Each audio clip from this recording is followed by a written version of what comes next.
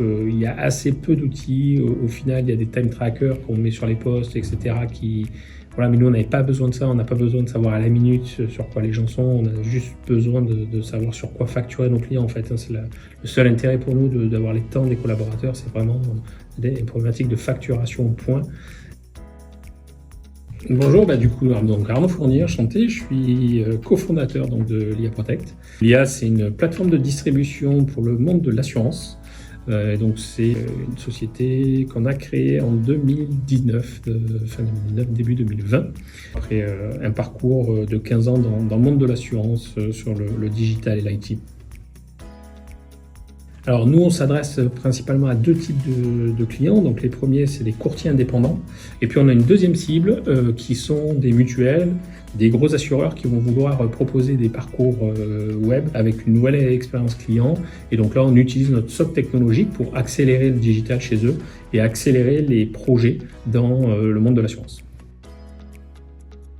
Le suivi des temps est important, surtout pour notre deuxième activité, le crédit d'impôt recherche et le crédit d'impôt innovation. Dans mes expériences passées, ça a toujours été un problème, ce suivi des temps, puisqu'on utilisait des outils de gestion de projet dans lesquels les temps étaient une petite fonctionnalité.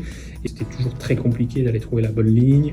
Et il y avait toujours des discussions entre la comptabilité, les chefs de projet, les collaborateurs pour savoir où mettre son temps.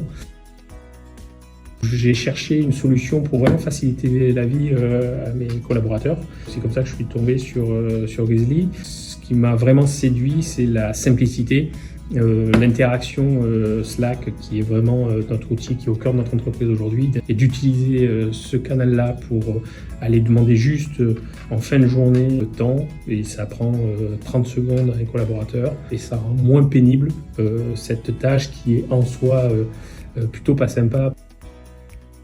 On avait un outil qu'on n'a pas voulu ouvrir à nos collaborateurs tellement que c'était compliqué. Donc du coup, on avait un fichier Excel où chaque fin de semaine, on était déjà sur Slack en disant allez sur Google Sheet, et il y a une personne qui vérifiait la CI dans Google Sheet.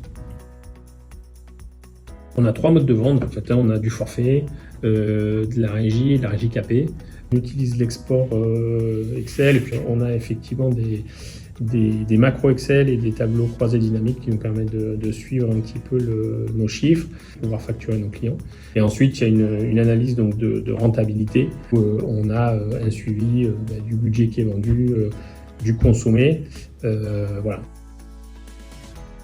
Le premier conseil, c'est vraiment de faire simple au départ, de ne pas vouloir traquer à un niveau de granularité en se disant qu'on va analyser les choses dans tout. Voilà. Puis une fois que vraiment la routine est en place, peut-être de descendre à un niveau de granularité. Et le deuxième conseil, c'est d'utiliser des outils comme Grizzly qui sont simples pour les collaborateurs. Ça doit être pour lui évident là où il doit mettre ses temps et qui ne cherche pas un quart d'heure à savoir où est-ce que je vais loguer mes temps.